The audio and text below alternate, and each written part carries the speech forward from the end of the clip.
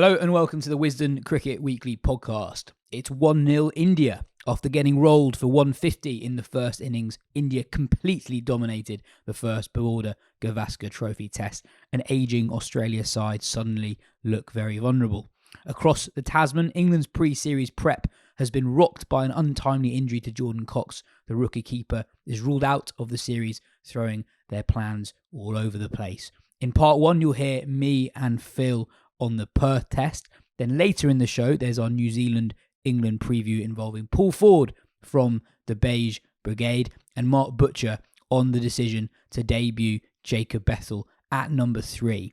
Just bear in mind that Phil and I recorded our bits before news broke around the England 11. Anyway, on with the show.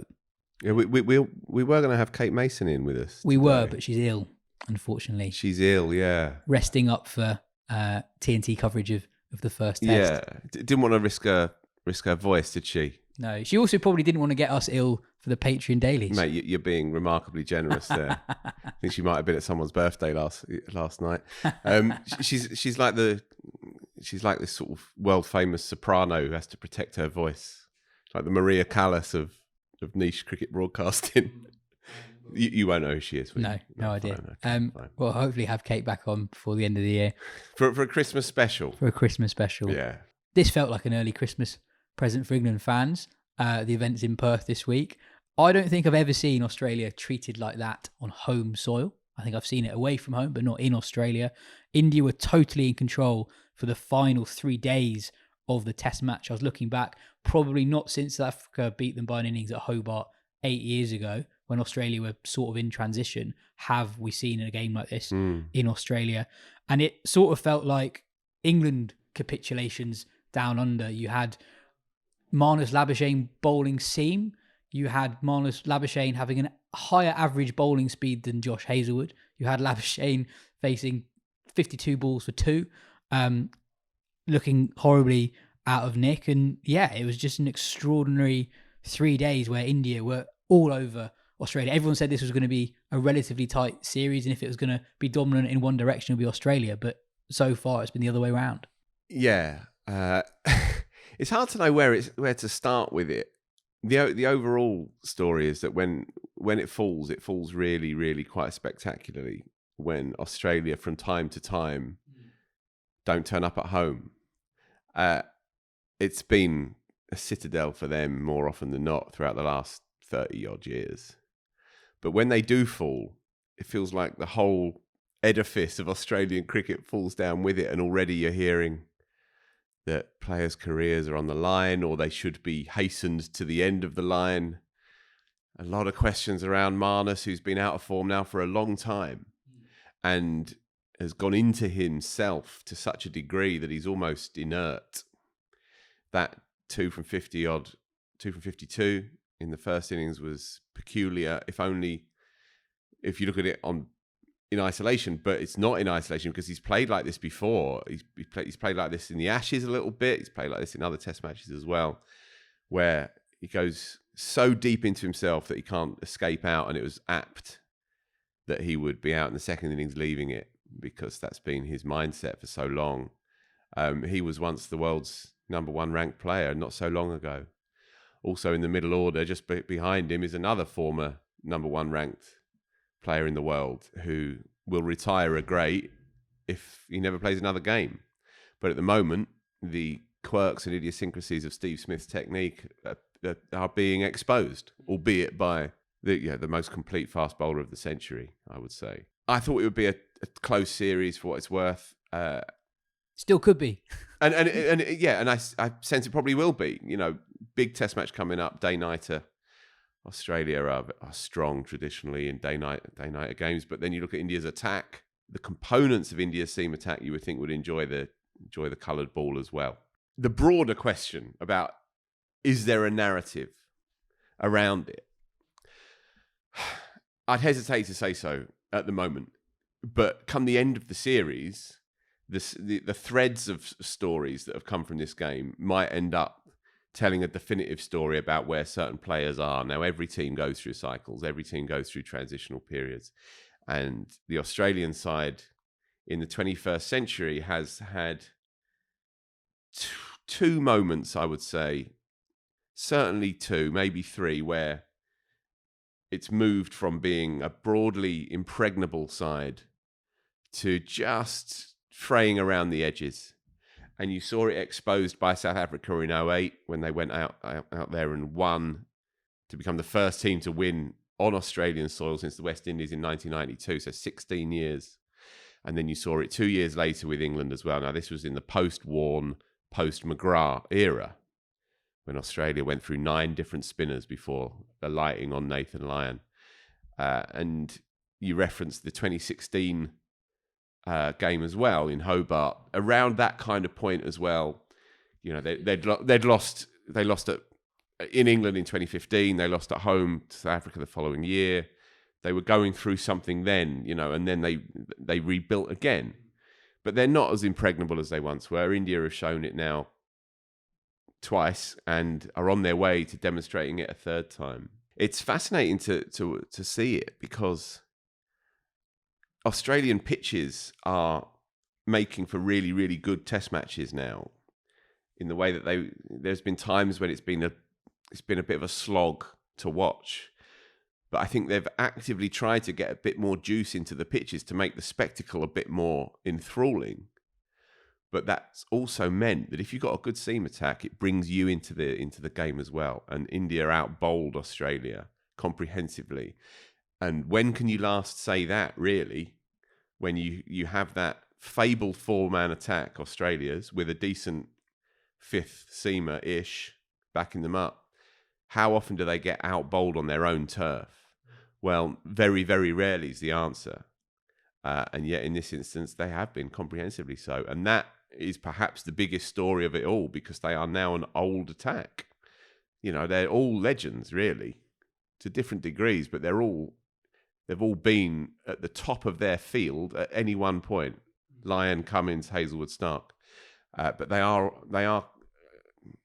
age is doing its thing. Yeah. I mean, we'll get to, you know, this win was based on 3 brilliant performances from 2 all-time Indian greats and a guy who's definitely going to be a future Indian great. But just... Not far off already. But just quickly on why I don't want to go too hard on Australia this early is, bizarrely, India getting bowled out for 150, I think, helped India down the line, because the characteristics of the pitch changed so much between days 1 and 2.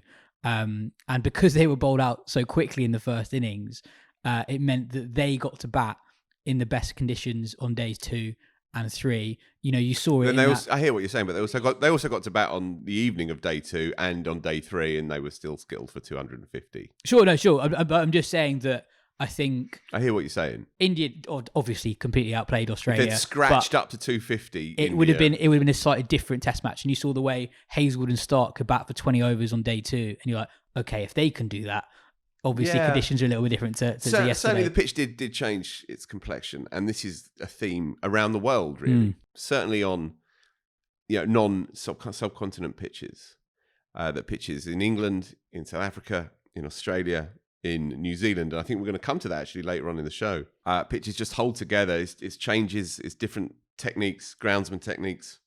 We've spoken to groundsmen in this country about that, and they want a pitch that will not necessarily decay and collapse, but will hold itself together to make that secondary and final chunk of a test match just as compelling as the start. I think it makes for better cricket matches overall. Yeah, I think so too. Makes for less predictable cricket matches. I hear what you're saying about, in some ways, it played well for India. But I think if you have a bowler as good as him, a bowler unique, the only cricketer I can compare him to is Malcolm Marshall. When you have a bowler as good as him, as Bumrah, then it doesn't matter when you're facing him. You know, that spell was as good as anything you've seen. You can't better it. Yeah, I mean, you can only possibly put 1 or 2 moments alongside it, but it's as good as that, and it's just the latest in a long line now, right? Of series upending spells. Where he's literally unplayable. Is he the best fast bowler this century, because statistically he is. He's got the lowest bowling average of anyone in Test cricket with more than 150 wickets since SF Barnes, who played his last Test match in 1914. He's got 40 wickets at 18 in Australia. That's wild.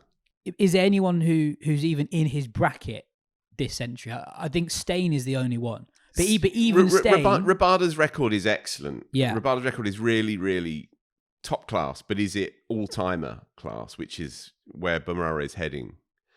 Not quite. And same with Cummins. I think Cummins is a rung below. Yeah, again, that's probably fair. It's hard to argue against it, really, because he does it everywhere he goes. He's hamstrung by Indian pitches. Yeah, so he averages 17 in India as well. And that's what I was going to say. He's hamstrung by them. He often didn't even feature in their 11s initially in his early years. He's often not the main star. He's not top of the bill, and yet averages 17 at home. What you've seen him do in England speaks for itself. He's cleared out English middle orders when nothing's happening. His control of reverse swing is outrageous. His uniqueness, and this is where fast bowling has a long history. His physical components and his unique style, his unique technique, combines to make him as unplayable as any bowler that we've seen, really. And that's why I compare him to Marshall. Bumrah is bigger than Marshall, sure, but he's not a big strapping man. Marshall was 5'10", pocket rocket, but at the crease he had this explosivity that Bumrah has from a chest-on action, and that means that you can control your line immaculately. And he had Marshall complete control over the circumstances, complete control over slower balls, cutters, swingers, seamers. And he was viciously quick through the air when he wanted to be, and Bumrah has all of those qualities. He's also a really nice geezer, and he's an amazing white ball bowler as well. Yeah, he also stays fit. I think the madness of his action, as you said earlier before the show, the release point being from sort of 18 yards, because he's able to get over on that front foot, hyperextend the front arm, and then sort of lacerates through and almost kind of poleaxes himself through his legs due to the follow-through. That short, mad run-up where it's dainty and almost sort of flirtatious for the first 2 or 3 steps, and then just psychotic from there on in. He's a one-off, stylistically and increasingly with the numbers as well. And also, I think amazing to watch. Compared to the best bowlers in the world right now, it's... Did you put him up there then? Yeah, him then the rest. Well, I think the conversation since I've started watching cricket, I think it's between him and Steyn for being just better than the rest of your guys in your generation. If you look at the numbers, Steyn averaged a little bit more, but if you compare him to his contemporaries, he was quite a long way ahead of who was second best during his era, which was probably Anderson. Yeah. The other thing with Steyn as well, Steyn was done before wobble seam came in to revolutionise the game. Bumrah now has that weapon as well.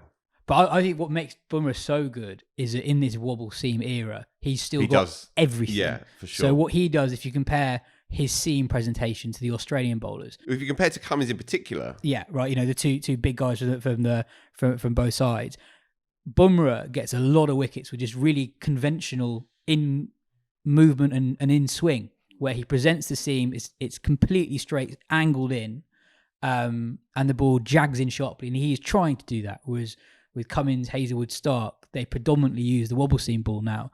So he's got absolutely everything. He's got a brilliant Yorker. He's got a devastating slower ball that still takes wickets in Test matches, and he's really quick. On the speed gun, it's about 140 Ks, but he hurries players more than that number suggests as well. Yeah, it's the breakback delivery for me that is his killer ball. Every great bowler has a certain signature delivery that you can think of, and for me, it's that boomeranging in swinger, and he gets his arm past the perpendicular, So it's almost rubbing up against his right ear.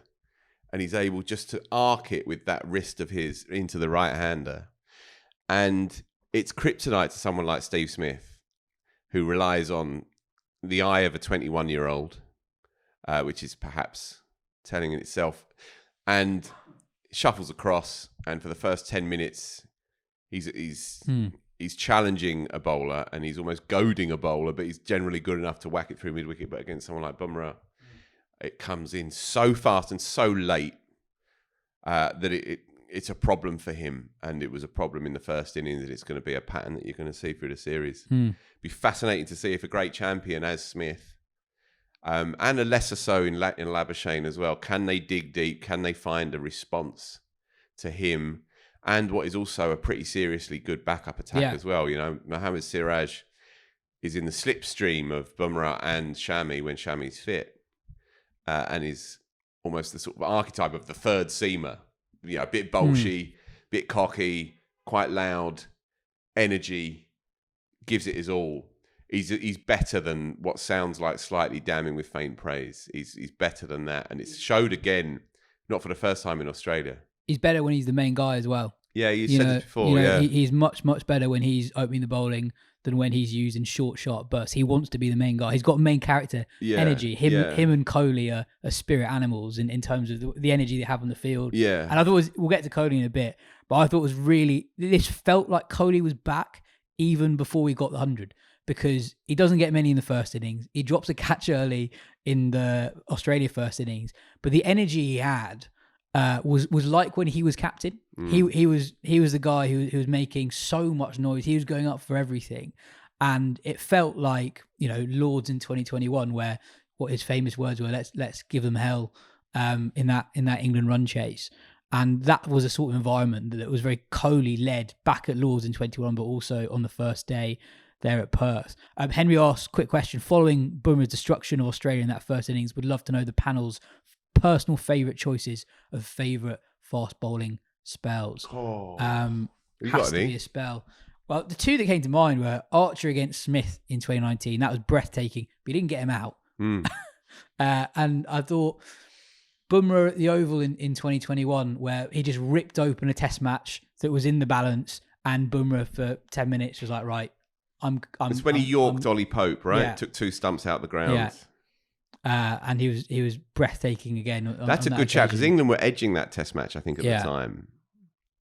And that was the deciding game, or what would have been leading into the final, whatever, the final game that had to be then replayed a year later. Good stuff, folks. There's Kirtley's spell at Perth, obviously, in 91-2. 7 for 1. Well bowled.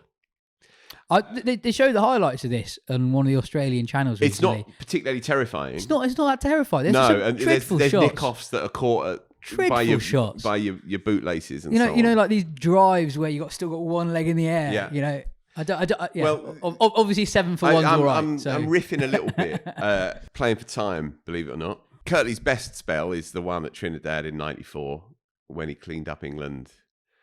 England needed 191 to win, and they were 40 for 8 at the end of the evening session.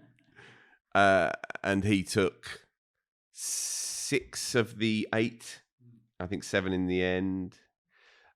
Cleaned up Atherton first ball, clean bowled Robin Smith, clean bowled Graham Thorpe. That was just extraordinary. But then he was the master in that era of bowling like that. Both of them 5 for 1 at Edgbaston 81. That was a pretty useful spell. Although again, both of them there was a couple of wide half volleys that were sort of slapped, straight to the fielder. Broad's had a few good days out. Broad's had some good ones for sure. But I think the difference between those ones, so a lot of the ones that we've mentioned are statistically amazing, but the thing with the Bumrah spells Oval and this one so is that it feels like the batters just can't do anything. Yeah. And they can't breathe. They're suffocating. They want to get out of there, but they can't. Yeah. And there's an extra element to it that I love, that Bumrah was captain. He was the one in control of how long that spell was, and he wasn't taking himself off. Yeah. And I don't think there's anyone who makes batters feel like that. I think McGrath first morning or first afternoon, Lords 05. Yeah. It's not terrifying, but it is just unplayable. Yeah. There's nothing you can do. If you shift your bat slightly, if you're pre-programmed to play it, if he even gives you the nod to where it's going to be, then you still can't really do too much about it. To be fair to the Aussies, Hazelwood and Stark were borderline unplayable in the first innings. It was Stark's most economical spell of more than 10 overs in innings ever. Stark very rarely actually bowls that accurately. He's normally a guy who goes at 3.5 runs and over and bowls a few magic balls, and in the end his figures are pretty handy. Yeah. But this was he was unplayable, and so was Hazelwood. It was just an amazing day of bowling, full stop. Moving on, I was thinking about teams that do well in Australia over the last 15 years, and there aren't many. A common thread is that they're bloody patient. You know, right. Cook 2010-11 scores millions. Pujara scores millions in 2018 and 2019. 2021, Pujara doesn't score millions, but they just can't get him out. And by the end of the series, you see the benefits of that because they're knackered. They use the same bowlers like they did in 18-19. This is the third time the big three Aussie seamers plus Lyon have played India at home as a unit. They've lost the first two. They were fully fit in both previous tours. And the common thread is the patience that these guys have and really sound defensive techniques. And you reap the benefits later on in a game and later on in a series. And I thought Jaiswal and Rahul, in their own way, were incredible to watch, and just how resolute they were, and how much confidence they had in their own defensive game that they will get opportunity to score later on. There was a spell after tea on day 2 where Hazelwood starts, and he goes at basically 1 and over in the second innings. Doesn't bowl a bad ball. Jaiswal and Rahul have been in for a few hours already. They're both in their 40s. But they're very fine just going at 1 run and over. And they get through that period and it becomes more easy to score runs. Marsh comes on, and Marsh isn't the bowler that he was a year or two ago. He's barely bowled since doing his hamstring. Early in the year, he goes at 5s. Eventually, he becomes unbowlable. Marnus comes on to bowl his seam and then spin. Travis Head comes on. And yeah, Jaiswal, I think, is such a special player in that he's an IPL superstar. He's only 22 years old, and he's got 150 in his first Test match in Australia. Yeah, you know, it's quite something. Coming off the back of back-to-back doubles. Yeah, and 170 as well against West Indies. Yeah, he's only played a few games. Exactly, and him and Rahul, actually, he didn't get 100 in the end. They look like players who could do what Pujara and Cook have done to Australia in the briefly past. briefly on KL Rahul. He's a Rohit-like enigma, and I hope he has a Rohit-like second half of his Test career, because I think when Rohit does knock it on the head, which won't be too long, he's a perfect replacement for him. He's class. Also, crucially, he's grown his hair, and I think that adds an extra element. It's a man who's at ease in himself. It's a man who's ready for that next stage of his career. He's grown his hair out. He's going to play a few shots, but he's going to do it from that perfectly, again, Sharma-like old world orthodoxy. The way he leans into a kind of a forward push just for 2 through extra cover. He's a Sharma clone. He's technically sound. He plays the quicks well. How does he average 33? I know it's weird. I think but again, it's not massively uncommon with certain players who come through for India. If you don't nail down your identity, your position immediately, then you can be shifted around. He's been an opener. He's been a number 4. Keeper bat at 6. He's been a keeper bat as well. He made a brilliant 100. Actually, now I think about it, was it in South Africa? Yeah, he's got 2 brilliant 100s in low scoring from the games. middle order. Yeah, made an amazing 170 at the Oval in the 4th innings, which almost got India to within sniffing distance of what would have broken all records as a run chase. I think Pant made 100 as well in that innings, but that again was 6 or 7 years ago, 2018. The fact that we've got to this point and he's still not really nailed it is a peculiarity, really. But he will do if he's given that chance, especially post Sharma. Yeah. And again, when Sharma does come back for the next Test match, wouldn't be surprised if Sharma even bats 3, because those 2 look like what should be the opening partnership now for the next few years. Well, that's the thing. In India, 1-0 up, and they've got Gill and Sharma to come back into the side. Right. And just so Jaiswal then. Yeah. I'll just give you some Jaiswal stats, by the way, very quickly. Go on. Only Smith, Bradman, and me and Dad have 450 scores by the age of 22, which is what Jaiswal has done. Only Pant and Graham Pollock have scored 150 in Australia, age 22 or under. And only Graham Smith and Alistair Cook have more Test hundreds at the top of the order before turning 23. And he's got 3 tests before he turns 23 to join those guys with the record there. And he also only needs 280 runs in the next 3 test matches to break Sachin Tendulkar's all-time India record for the most runs in a calendar year. He's 22. And he's an IPL superstar. He is as complete a young batter I think I've ever seen. Right. The fact, though, that he demonstrated on the afternoon of day 2 that tempo, that temperament, that insatiable thing that you can't really teach. And you saw it as well in one of the doubles in particular against England where he grafted and he played slow heartbeat cricket. He obviously has all the other options to him. He's ridiculous against spin. But he's one of these born to bat cricketers who you can drop him into any era at any point. And it's just the world game's fortune that you have this now ready-made Indian apprentice icon, apprentice demigod, who when he got to that 100 and you saw what it meant to him and he had a moment to himself, he acknowledged it with the bat, then he put the bat on the floor and he just opened up the arms. But he was lost in his own mind for a good few seconds. You know, if you're doing a PowerPoint presentation, right, to people who are Test cricket agnostic or Test cricket unsure, but are interested in what the game might look like in the next couple of years, just clip that up.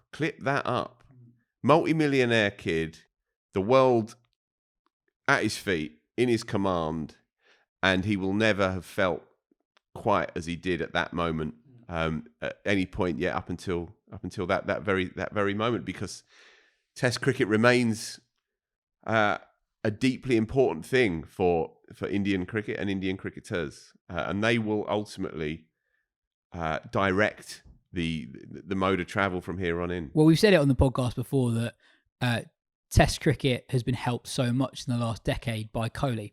You know, Kohli, the most powerful player in the game by so far, always had Test cricket at the top of his priorities. And, you know, imagine if it didn't. Right. Where would the Test game, particularly in India, be if Kohli didn't lead from the front on that? You know, you can imagine an alternate universe where the most powerful player in India sort of turns his back away from Test cricket. So you can easily make that story up. Yeah. The boy Jaiswal is inheriting the attitude of Kohli as well as the mantle. And it was special watching them back together. I thought, you know, so I turned in just before Jaiswal got out when he was on about 140, 150. I turned in because it was about 4 a.m. by then on a Sunday morning, Saturday night. So I didn't actually see too much of Kohli. I've seen the 5-minute highlights. Yeah. I was really pleased though to see him, you know, rack up that 100. Obviously, that's what now, number 5 in Australia. 7. Number 7. 7. Bloody hell. So there we go again in the sort of the hoary old greatest conversations. Yeah. And obviously his Test record has fallen away significantly in the last 200s in 5 years, as Ponting acknowledged, coming to the first Test match. And yet, if you're putting, say, you know, Joe there and Virat there, and you know, shouting the odds, then that 7 in the back pocket, 7-0. 7 in the back pocket, that is quite persuasive. Yeah, and I thought it wasn't like absolute vintage Kohli, but I thought it was. It couldn't be though, right? In the circumstances of the game as well, right? Yeah, it comes in true. And you're effectively 300 for 2. That's true. But I thought it was encouraging to see how he accelerated as he got closer to the milestone, because Kohli has actually played. You know, in 2023 he actually has a pretty good year in Test cricket. He gets his 200s. Is that right? His 200s. Yeah, his 200s since 2019 were both in 2023. And he had a very good tour of South Africa without scoring 100 in a low-scoring series. Made a brilliant 70 in the first game. Exactly, and you know, that was sort of like Kohli showing his fighter spirit, just getting through really difficult passages of play and just surviving. Whereas this was really fun watching Kohli have fun and accelerate as he got to his landmark. And those pitches, the extra pace in Australia have always suited him. Always suited him. And who knows what sort of series he can have now. He's got this 100 under his belt. He might be batting 5 next week. You never know if we've got Gill and Rohit to get back into the side. So it wasn't just massive for this Test match. It was massive for the rest of the series. For him, if you compare him and Smith, the two greats who are out of nick, coming towards the end of their series, Smith's had a stinker of a Test match. Kohli's got 100. So who knows what that might mean for the rest of the series. Do you think we've got Australia wrong building up to this series? I thought it was quite interesting that India feel going into this tour that they can blood in the young guys. They've got young guys that they're confident can come in straight away. We've not mentioned them yet, but Harshit Rana bowled well as the sort of Siraj replacement as the third seamer. He looks good. He looks good, bowls at decent pace, bowled a couple of magic balls, and Reddy looked really good with the bat. So he has a very modest first-class record. Yeah. But they just fancy his shapes. India are obsessed with finding guys who can bat and bowl seam. Shardul Thakur played a lot of Test matches because he fitted that remit since Hardik played his last Test match. And Reddy is a guy who can do both of those things and had an outstanding IPL and not much of a first-class record to speak of, but you saw he's got so much talent with the bat. So much talent with the bat. Also, he nicked off Travis Head as well. He picked him up. Obviously, the game was done, but Head was still motoring, nicked him off. So, you can offer something with the ball as well. It'll be interesting to see if Australia bat long enough to make Reddy have to bowl loads, where he is as a bowler. But as a batter at 8, but that looks so strong. And with Washington at 7, Reddy at 8. But my point is, India, we haven't talked about it yet, they drop Ashwin and Jadeja I was for this Test match. bring us onto that because that is one hell of a flex. Yeah. To go with Sundar because he had a good game 3 weeks ago. And he's the coming man. And to be fair, he has a good record in Australia. Yeah. Remember, we came in from nowhere and played well. But my word, that is a real power play. Yeah. To drop 2 legends in favour of the kids, yeah. But Sundar in particular, to turn up there with 3 spinners, 2 of whom are, goats, and pick Washington instead, and then ride out 295 run winners. Yeah. Ominous. But in contrast to Australia just feel like they have to pick the same blokes regardless. We talk about their depth in the seam bowling department. We don't really see the other guys. You got guys like Lance Morris is supposed to be rapid. Jai Richardson's fit again. He's been injured for a lot of the last few years. Scott Boland averages 20 in Test cricket. Michael Neesa's really good but barely plays. I know he's injured at the moment as well. It doesn't feel like you see the next guys in. And with the bat, they feel very, very limited in who they can call up when someone's out of nick because people are genuinely, Aussie media are genuinely calling for Labuschagne to go. I don't really have an opinion on it. Obviously, he's out of nick. But it doesn't. Part of the problem for Australia is there's no one else, really. There's no one scoring loads of runs in domestic cricket. McSweeney was the next man in for a middle order spot. He's been shunted to the top of the order, a position he's never really done before. And I don't know. I guess my question is, have we got Australia wrong? Have we got Australia wrong? This is not what my opinion is, but a lot of people genuinely think England should have won the Ashes last year 5-0. I know that sounds absurd, but careful here. But the idea is England won 2 Test matches. They lost 2 Test matches that they were in control of, and the narrative is. I know the narrative. The narrative is that it was England that lost those Test matches, not Australia that won it, and the other Test match was rained out when England were way, way on top. So there are some people who believe Australia should have lost that series 5-0. They lost against West Indies at home this year. In the one Test match. In their one Test match. And they were pushed hard by New Zealand in their previous Test match before this 8 months ago. I think what they are is uneven at the moment. Khawaja is a fabulous player, but is in the final stretch. You've got a debutant opening the batting who's never opened the batting before in professional cricket. They've got a number 3 who was a banker for 4 years. Yeah. But is now experiencing an almost infamously bad run of form. Whereas I said earlier, he's become so introverted that he's almost inert. He's shotless. And that speaks of a garbled mind. Steve Smith has played a lot of cricket, and is pushing up against that age at which if you bat on the edge, then you have to everything has to be working perfectly. He's also an absolute champion, and I believe that Smith will come back into this series. I hope he does as well. But again, as we said earlier, that core, that unbreachable trio of quicks, well, we've seen it everywhere. It's as old as the hills, this story, that when it starts to just go, just by a percentage point or two, it starts to show. We began the show by talking about those sort of hinge point moments in the 21st century with Australian cricket where they weren't quite as strong and they had to shift and change. And it feels like at the moment there is a slightly unbalanced feel to the team. Well, McSweeney's the only guy on the side who's in his 20s. Yeah. Everyone else in their 30s. That's right. That is unbalanced. I mean, yeah. I think before we move on, I'm just going to stress again, as bad as this was for Australia, I would be surprised if it totally goes to shit for the rest of the series. Even Smith, even when he's been struggling for form, he's never actually had like a stinker of a big series. I just looked it up now. This is it. In a 5-test series, he's never averaged under 30. The worst series he had was the home Ashes against England last time, where he averaged 31, and he's still got a 93 and another 50 in there. He doesn't have crap series. Khawaja's a battler. Khawaja, again, he still averages 40 odd in this World Test Championship cycle, even though it's felt like he's been out of nick. Labuschagne, he's never gone through a period like this, and Head showed today. You give him 1 hour and a half, he can totally change a test match. Marsh has got a good recent record, and Carey is genuinely in decent nick. So and obviously the bowlers are still brilliant and were brilliant in the first innings. So I don't think this is going to be 5-0 India. No. But it is interesting to see what the psychological impact of this will be, because it doesn't happen to them. It doesn't. Bumrah is the answer to all of their fears. Yes. Because big test series in Australia, historically, they sometimes fall to one man.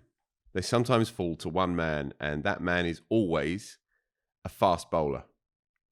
And sometimes, because of the properties of the pitches, sometimes a fast bowler is just the right person for his time and place, and those conditions feed into it, and they make him a giant. They make him unplayable, and we've seen it through history. It could be Bumrah's picked up 8 here and only bowled a few overs. He's barely broken a sweat. That in itself helps, right? They haven't won this game painstakingly. Some point on day 5, they've won it quickly. So they would probably be thinking with Bumrah, well, we play him 4 games if we're lucky. Well, you never know. With a day-nighter coming up, could be another quickish test match, and suddenly you're looking at him playing all 5.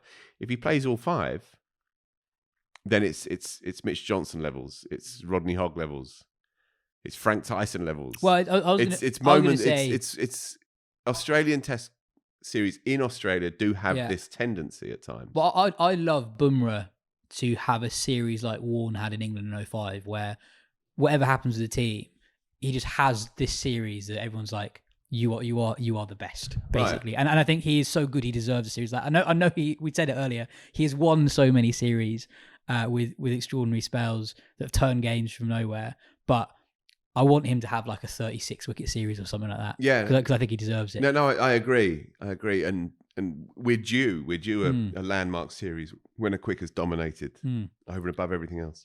That's it for part 1. In part 2, New Zealand versus England.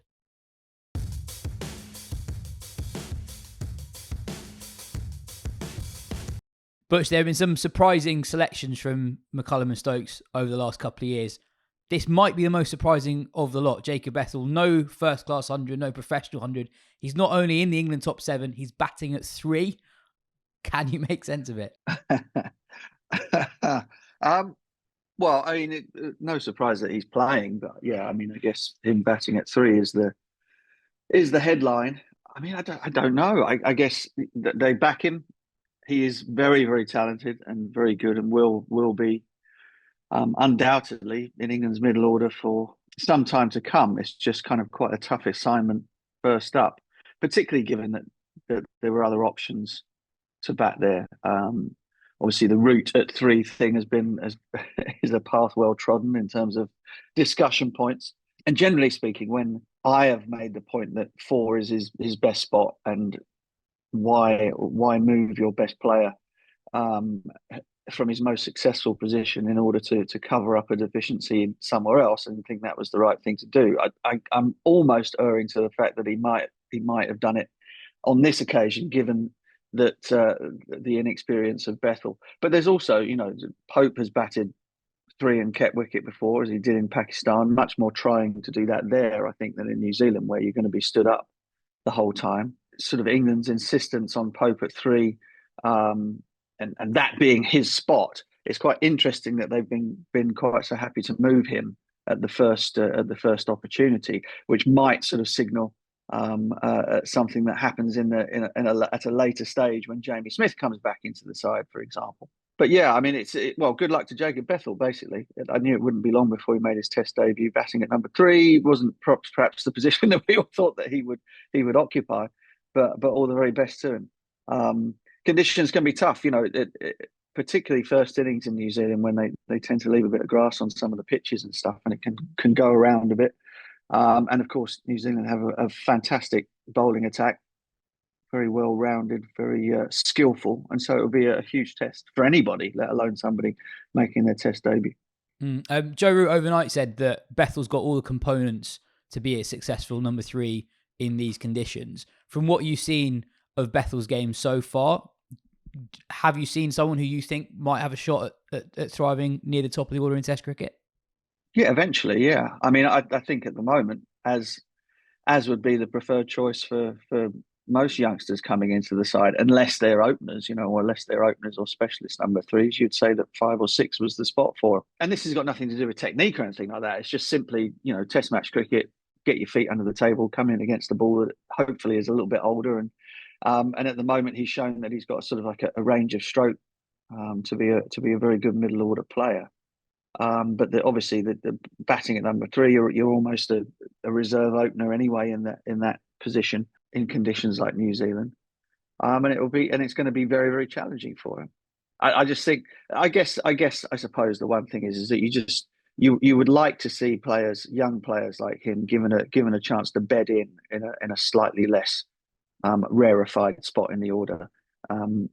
Given that he's never batted, I don't think he's batted at 3 for Warwickshire yet. And as you mentioned, he's not made a first class 100. So there's lots of things stacked up against him. The one thing that is a massive plus on his side is just how talented and mature he is as a young player. But goodness me, he's been given a tough gig first up. Yeah, I mean, Bethell generally about 6 or 7 for Warwickshire. He's never batted in the top 3 in his first class career.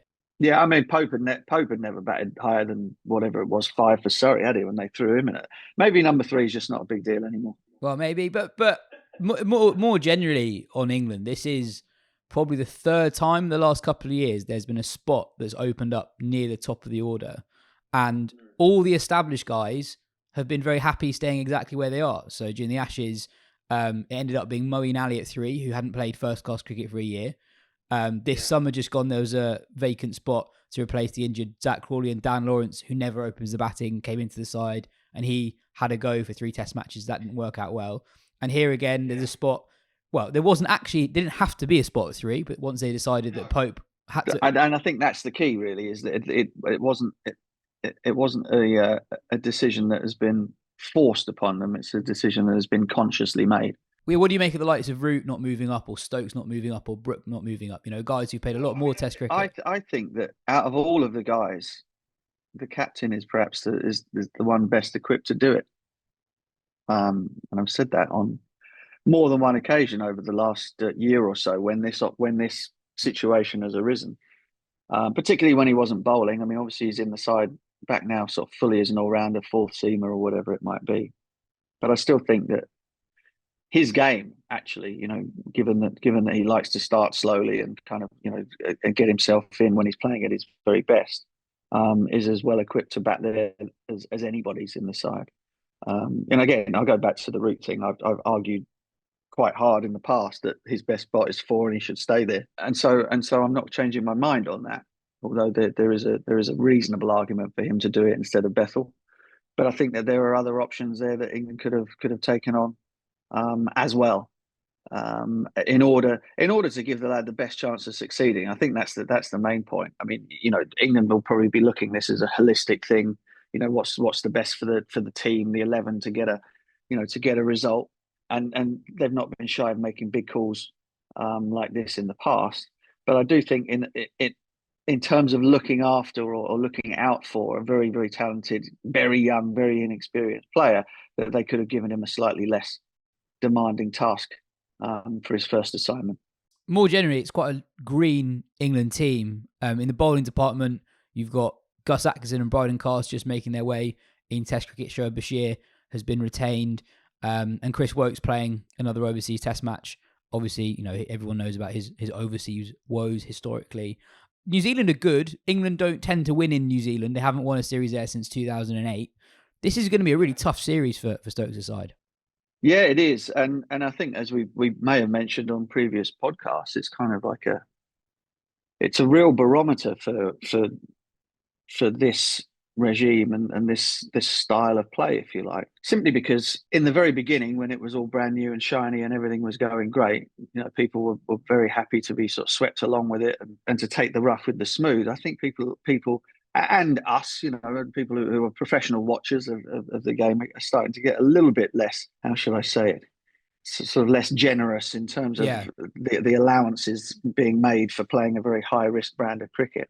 And I think, given what happened in Pakistan, losing 2-1 after going 1-0 up, the performance against Sri Lanka at the Oval, and teams playing actually very traditional style cricket to win matches, New Zealand and India, and India just smashing Australia in a very Australian style way of doing it. Perhaps people are starting to go, well, you know what, maybe it's about the results as much as it is about the entertainment along the way. And so, I'm sure England will go out there with exactly the same mindset and try to get on the front foot and stay there, etc. But the critics will only get louder, I think, if things go badly, or if England find themselves in positions of strength, or positions where a little bit of application is required and it doesn't come. The honeymoon period for everything is over. So it's a massive series in that regard. Cool. Well, it should be fascinating. Let's chat after the first Test match next week. Yep. Let's give it some 2020 hindsight once it's done. Absolutely.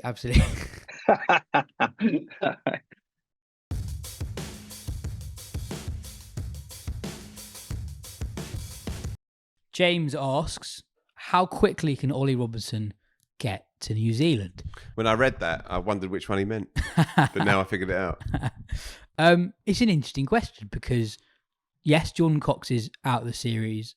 It's been reported in the Telegraph that Robinson is likely to be named as cover. But it's interesting that it's 48 hours since Cox was ruled out of the series and they haven't named a replacement. And it obviously takes quite a long time for someone to travel from England to New Zealand. So it looks highly unlikely that Robinson or whoever the sub-keeper is keeps wicket in the first Test match. So Pope keeps wicket. Feels like It's happened before. Yeah. In silly English style, it's happened before. So happened in New Zealand before. Exactly. When Butler was injured in New Zealand in 2019. Happened in Pakistan when Folkes was ill. So why didn't they take a reserve for what is a big series? Reserve keeper. Well, they've picked 3 spinners, so they're well stocked in that department, well stocked in the pace department. But it does feel odd that there was no specialist keeper and no top order batting cover. And now you're in this bizarre situation where Ollie Pope, out of nick, pressure, at least externally on his spot, is potentially going to bat 3 and keep. And conditions in New Zealand can be pretty good for batting. You could be out there for a long, long time. And, lose an early wicket, you could be keeping for 150 overs and then you're in to face the third ball of the innings or whatever. Mm-hmm. Doesn't seem like you're giving the guy the best opportunity to succeed. Well, they will reassure themselves that it's a one-off. But you would think that the smart thing would be to change the order around.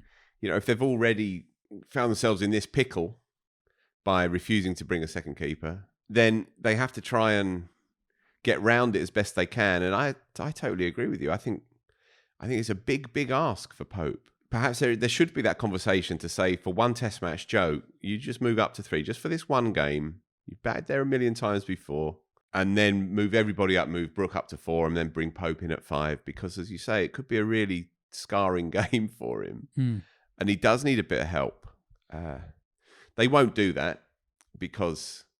But I don't understand it because it's all full steam ahead. But they give him so much support publicly with the words that come out of their mouths, but they are not supporting him. They're obviously not, but it does almost look like they're setting him up to fail. You know, it feels a little bit like Lawrence opening against Sri Lanka. You're putting someone in a really difficult position, and Pope has proved people wrong several times over the last year. He still got 3 Test hundreds this year, lest we forget. But this is a really, really important time for him. You know, these 13 Test matches, I think will go a long way to defining how this side is remembered. And he's really struggled. He's statistically one of the worst starters England have ever had. Pressure under his spot. It feels wrong for him to be keeping and batting 3, but that's the position they found themselves in.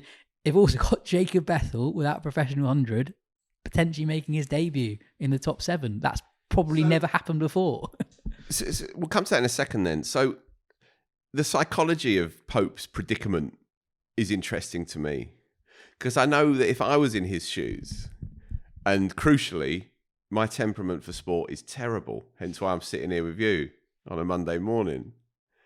But if I was in his shoes, I'd be thinking quietly, this is actually a bit of a result that I'm keeping wicket here, because it takes the pressure away. It takes the pressure away from the spotlight being on him and scoring runs. So if he does score runs, then it's all the more impressive because he's having to keep wicket. And if he doesn't score runs, there's a mitigating circumstance. So I wouldn't mind it if I were him. But crucially, thankfully, I'm not. Because it looks on paper like it's a harder job for sure. When you're out of form and your brain's a bit scrambled, it's useful to have that reason, that excuse, if you like, to fall back on. What is quite interesting is that from a very small sample size, Pope's record with the bat when he's been keeping is very good. He actually averages 50 from those 3 Test matches. And I wonder if there's a bit in that then. I wonder if Pope, as someone who's so obsessive about his own game, having something to concentrate on totally separately helps him a little bit. You know, we saw that in the Sri Lanka series. It wasn't in great nick, and then he just scores 150 at a run a ball pretty much. When there must have been so many other things going on in his mind at that point. So I do wonder if actually I'll call him out on this. Nick Friendly, the cricketer, said to me, the start of the summer just gone, he wonders if Pope's best spot for England is with the gloves at 7.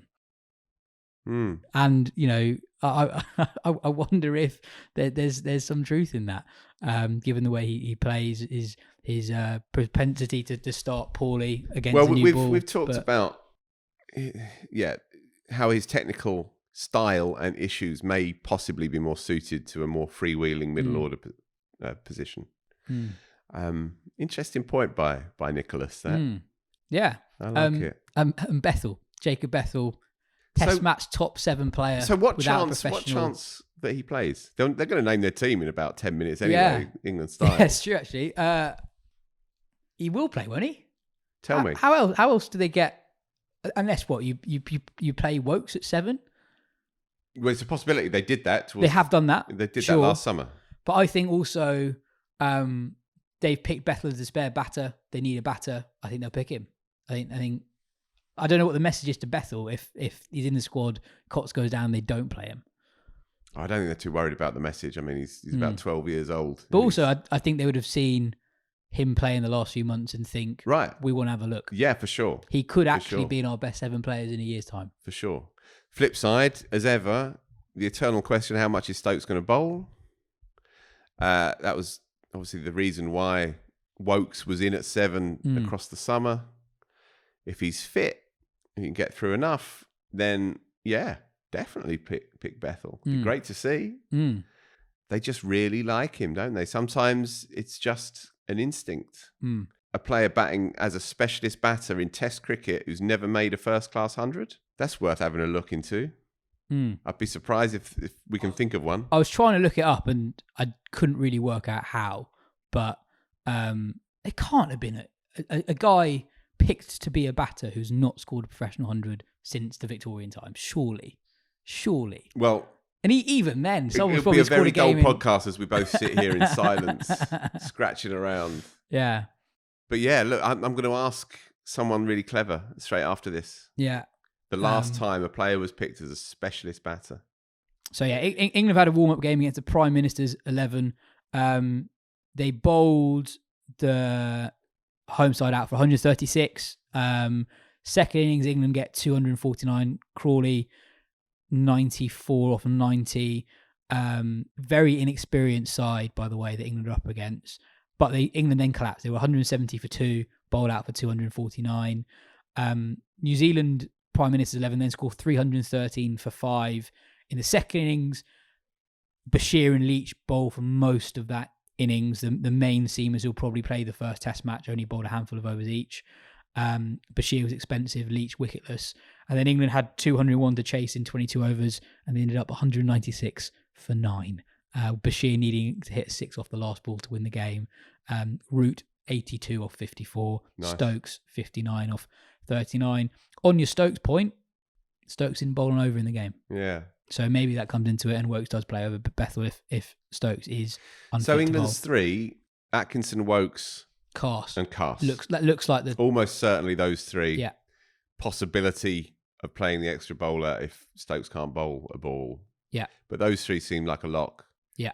And then you'd assume it would be Bashir. Just on the series, as more generally, it is absolutely huge for England. It's not been a very good year. New Zealand are good, and England have got 10 bloody difficult test matches coming their way in 2025. So absolutely enormous for England. Yeah, it is. It really is. There's always mini stories within it as well. Certain players in particular, as you say, it's a slightly unbalanced side with almost certainly, as you say, going to be a debutant in the middle order as a keeper who shouldn't be keeping. And in Carson Atkinson, then assuming Wokes does play, one of them will take the new ball, but the other one will be doing a lot of the donkey work as well. And that is a very raw couple of seamers, albeit very promising. And a spinner who's, as we know, a greenhorn as well. Bowling off breaks in New Zealand is sometimes a bit of a fool's errand. So Jasprit Bumrah didn't play immediately after his 10-fer. He's never taken a wicket in New Zealand. Is that right? He's got nearly 100 test wickets. He's their number 1 spinner when they go to Asia. Right. He's never taken a test wicket. I wonder if they might not play No, they always play a spinner, don't they? They always play a spinner. Santner, I think Santner doing well changes things a little bit. Also, Glenn Phillips bowl spin for them. So Phillips will probably bat 7 and be their spinner. He took wickets against Australia in the year. So they will have a spin option for sure.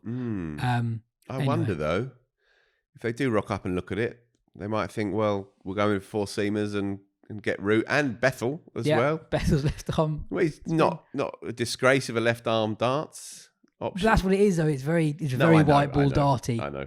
They're not going to hang their series on Bethell's left armers. But yeah, England's side look slightly odd. Yeah. Slightly unbalanced. Smith suddenly is quite a big miss for them. Would have been great to see how he went on his first overseas tour. He's out for the whole series. Is that right? Yeah. Because it's all happening very quickly. Yeah. Big series for, I think, a lot of the batters. Big series for Stokes. Big series for Stokes. Big series for Brook, who's had quite a weird year. Amazing 100, but otherwise relatively quiet. Obviously, huge series for Pope. Crawley has been a bit hit and miss since his injury. And obviously got Bethell in for the first time as well. By the way, on Bethell's spin, 7 wickets at 96 in first-class cricket. So they'll probably give him the ball before Bashir. But very briefly then, on Harry Brook. So you say he's had how did you put it?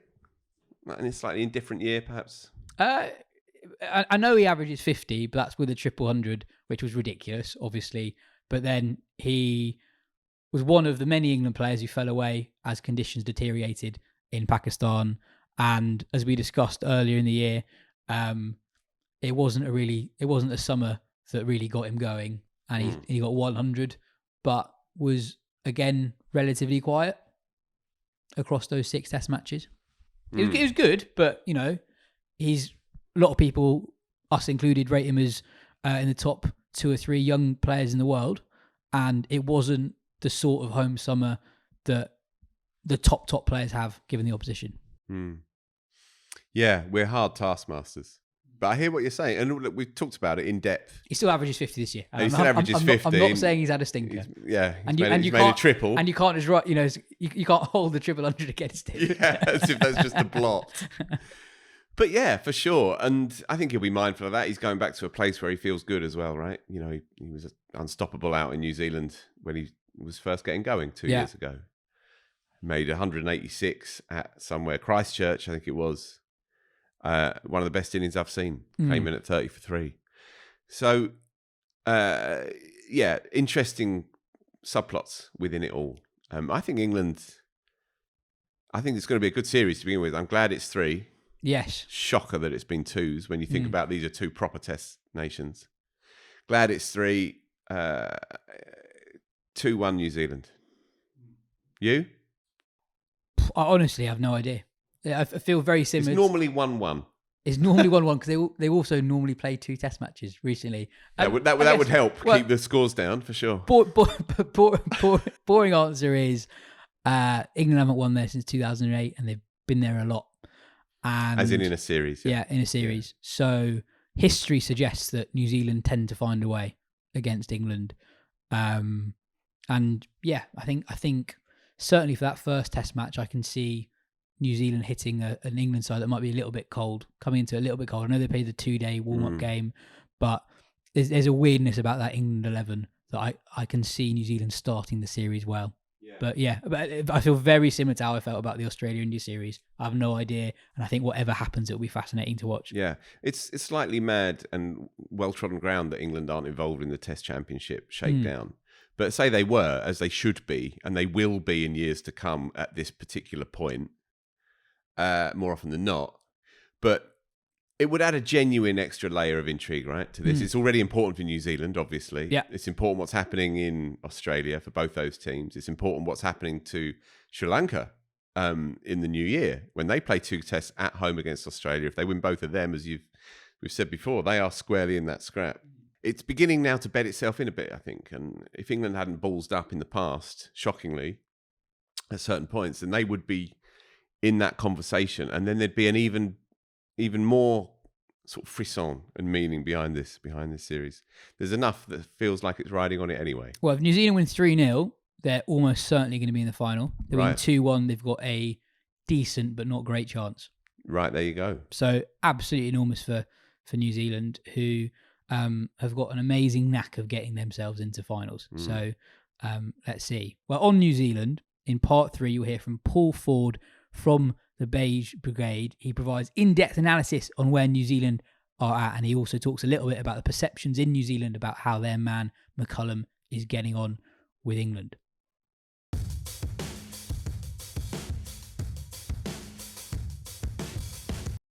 Paul, great to have you on the show. First things first, where are New Zealand as a test side at the moment? Because I thought they're supposed to be in a transition, and then they go and beat India 3-0 in India, which never happens. Yeah, let's call it we're in staggering transition mode. Yes, yeah. I think we are definitely in transition, as my mate Dylan Cleaver has worked out. 73% of the World Test Championship winning side from a couple of years ago is either gone, retired, or has said they're going to retire. So we are very much in transition, and I think the other thing that's going on, of course, is not only is everyone getting old, but there's with the inexorable rise of T20 cricket as well. Like there's a lot of contracting complexities, liberties being taken, and New Zealand cricket have got a real sort of job on their hands to manage that. And to be fair, they've done a terrific job of that, but it is definitely becoming increasingly complicated. Look, as you allude to, what just happened in India is just unreal. Like it doesn't really, it's computed, but it's staggering. And as you say, a team that's in transition went over there. In fact, I'd probably say we thought the tide was sort of out a bit, to be honest, more than just a transition. and then just pulled off an absolute miracle. If we look sort of more broad, maybe have a bit more of a yarn about that. But, I think if we look at sort of the last 12 series or so, I think we've won 3, the Indian one being the most incredible. We played South Africa C down here, and we beat them, and we beat Sri Lanka at home. We've been flogged by Australia, flogged by England, and then flogged by Sri Lanka. And then we've drawn 5 series, and a couple of those were sort of what I'd call crappy draws. We lost to Bangladesh. Oh, sorry, feels like a loss, doesn't it, when we lose? We drew to Bangladesh at home and drew with them away. But as I say, those ones felt like we sort of should have done better. And as I say, instructive to look at that first 11 that lifted the mace and what's changed. Massive amounts of change. So if you look at those series results, let's forget about that India series for a bit, because that's obviously a freak in many ways. If you go back to 2021 and you look at those series that you'd say as a New Zealand fan, you're not necessarily that happy with the series results. What do you think has gone wrong for New Zealand? Because when I see a New Zealand 11, it's normally full of guys who at some point or another have done really well in international cricket. So you look at them on paper and they still look quite strong, even if it isn't that same team from 2021. What's not quite gone right for New Zealand in Test cricket over the last few years? Yeah, I've heard people say whatever tournaments happened over about the last 5 years, it feels like the exact same New Zealand team turns up with about 1 or 2 exceptions. I think probably that lies at the heart of maybe the issue is, depends which side of the fence you want to fall on. Is it dogmatic selection, or is it incredible commitment and consistency from the selectors, loyalty, if you like? And I think a couple of those series draws and the games that we've lost have probably come about because we've been tripped up by the fact that that pitch might be spinning. Maybe we should pick a spinner. No, we always pick 4 seamers. That's what we'll do come hell or high water. We're just going to run our model and hope for the best. And frankly, it's worked more often than not. The thing is, though, that when you're 4 seamers, when you're choosing from a stable of Southey, Bolt, Wagner, Jamieson and Henry, it's massively tempting, and chances are it probably will work out all right. It's just when those guys start running out of petrol, getting injured, and you're kind of stuck in your ways. So I think there is a little bit of that. And also, look, certainly over the last couple of series as well, there have been changes, right? We've had, obviously we've had a bunch of guys retire or start to wilt or be injured. And so, I think a combination of those 2 factors.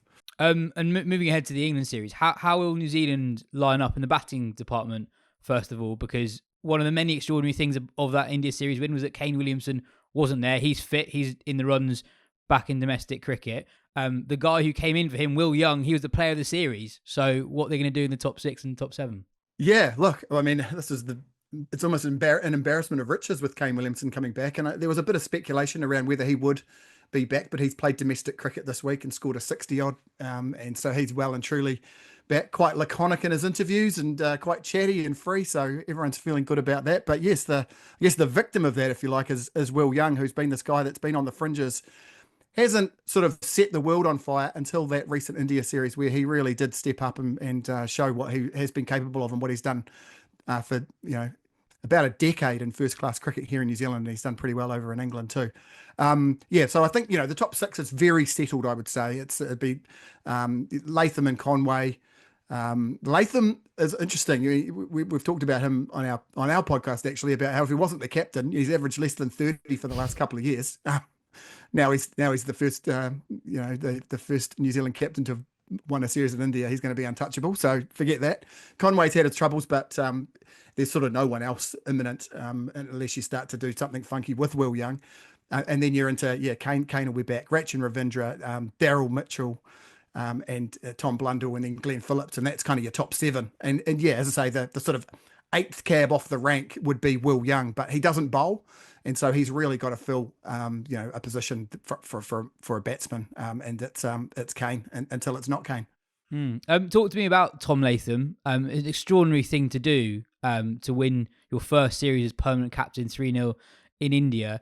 From the outside, he looks like a guy who isn't particularly demonstrative, but he's done something that very few people in the history of the game have done. How is he viewed as a leader back home? As you say, his recent record with the bat isn't great. If you go over the last 3 years, he averages 33 in Test cricket, and that's including one massive 252, which is one of his. Yeah, it's generous of you to leave that in. Yeah. So yeah, it's not gone great personally, but he's also on that India tour.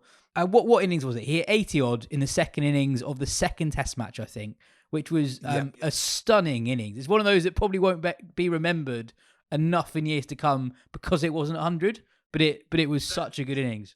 Yeah, I think that's right. They'll do those statistics where they go most difficult scores, and it'll be sort of one of the dots in the top right hand corner. Yeah, I think it was a phenomenal innings, and again, was it because he's got the captain's armband and he felt something changed, or did he have a bit of luck, or has he turned the corner? I think this England series will tell us that. And look, I think to answer the first part of your question, I think we've got a bunch of guys. I guess they've been moulded, and the transition from McCullum to Williamson was seamless. The transition from Williamson to Southey was seamless. The transition from Southey to Latham was obviously extraordinary. And we were saying, as we were speculating about who might be the captain, you could probably put Tom Blundell as captain, or you could put Mitchell Santner in as captain, or you could put Devon Conway in as captain, and you'd probably, Daryl Mitchell maybe is a bit more of a wild card, and Glenn Phillips kind of off the reservation. But talk about it, it's sort of like, there's a bunch of these guys that all feel like they play cricket in the same way. That's part of the strength of this New Zealand team, is that there is this they do feel like a very galvanised unit. You don't see remonstrations.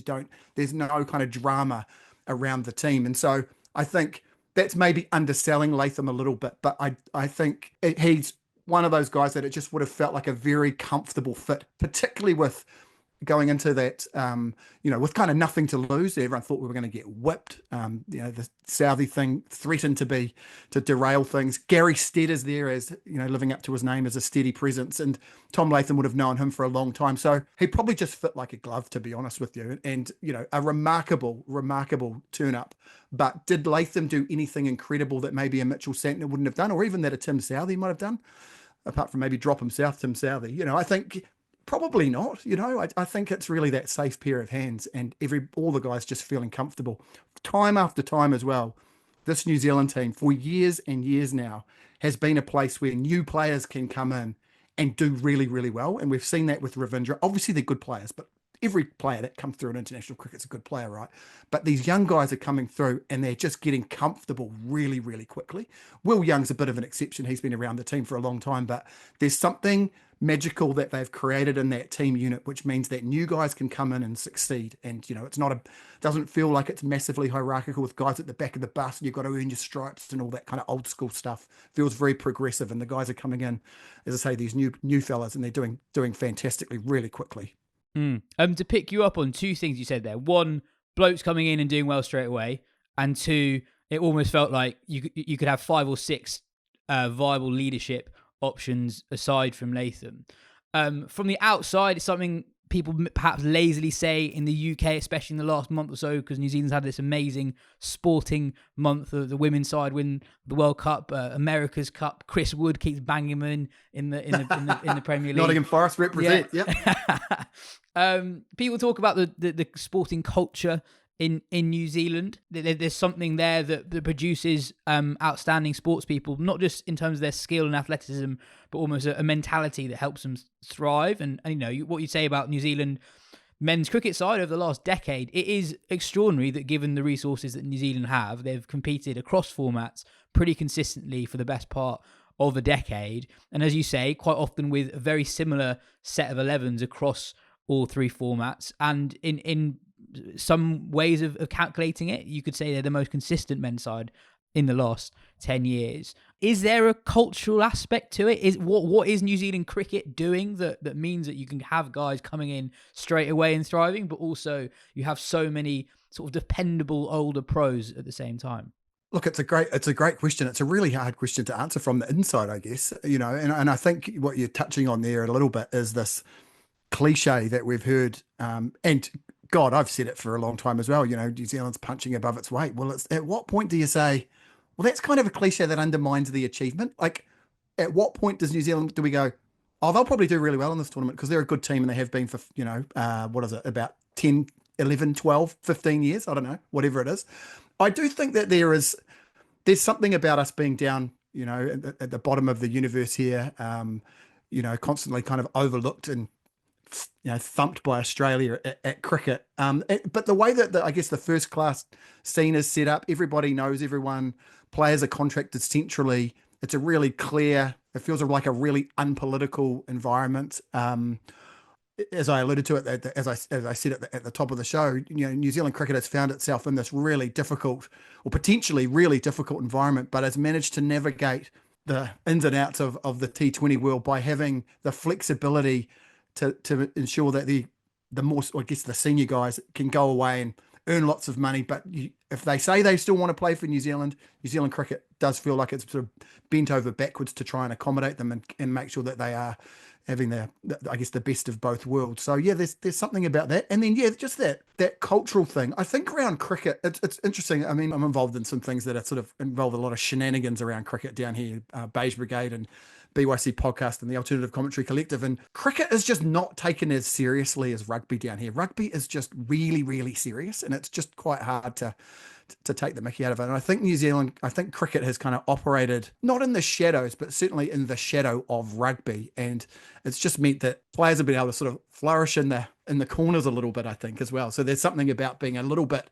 out of the spotlight that I think has helped New Zealand cricket as well. Lots of our guys would be way more famous overseas than they are in New Zealand. And I think that's helpful.